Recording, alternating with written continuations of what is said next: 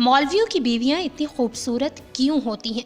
आलम दीन ने ऐसी वजह बता दी कि पूरी दुनिया के मुसलमान अश अश कर उठे। मुकम्मल तफसीलात में जाने से कबल हमारे नाजरीन से गुजारिश है कि हमारा चैनल औसाफ डिजिटल सब्सक्राइब कर लें और साथ मौजूद बेल के आइकन को क्लिक कर लें ताकि हमारी ताज़ा तरीन वीडियोस आप तक बर वक्त पहुँचती रहें। दीन इस्लाम से कबल बच्चियों को जिंदा दरगोर करने की रवायत हुआ करती थी, जिसे इस्लाम ने ख़त्म किया और ख़वातीन को मर्दों के मसावी हकूक़ दिए। माँ के पैरों तले जन्नत दे दी और बेटी को अल्लाह की रहमत करार दे दिया और बीवी की सूरत में मर्द को दुनिया का सबसे बेहतरीन, खूबसूरत और मोहब्बत से भरपूर रिश्ता देकर बेपनाह इज्जत और एहतराम बख्शा। दीन इस्लाम में ख़वातीन को पर्दा करने का हुक्म दिया गया।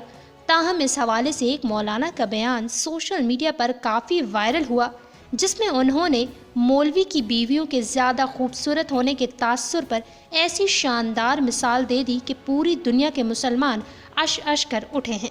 फेसबुक पर वायरल होने वाली वीडियो में मौलाना साहब ने बयान करते हुए कहा कि मुझे एक ग्रुप में बैठने का इत्तेफाक हुआ जिसमें गैर मुस्लिम शामिल थे। मुझे मुखातिब करते हुए वो कहने लगे कि एक बात तो बताइए। मैंने कहा कि हुक्म करिए।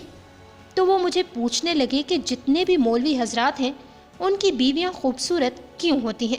मैंने कहा कि ये अल्लाह का फजल और करम है। वो कहने लगे जितने भी दुनियादार लोग हैं उनकी औरतें खूबसूरत नहीं या कम खूबसूरत होती हैं।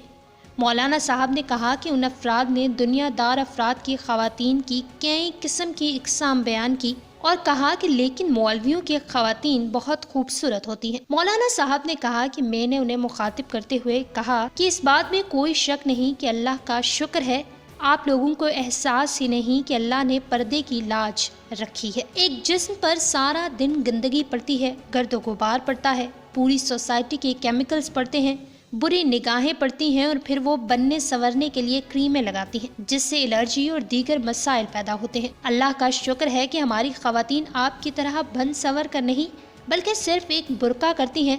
जो चीज़ पर्दे में होती है वो सूरज की शुआओं से बच जाती है और बुरी निगाहों से भी महफूज रहती है। मौलाना साहब ने कहा कि मैंने उन्हें मिसाल दी कि आप अपने वजूद को ही देख लीजिए।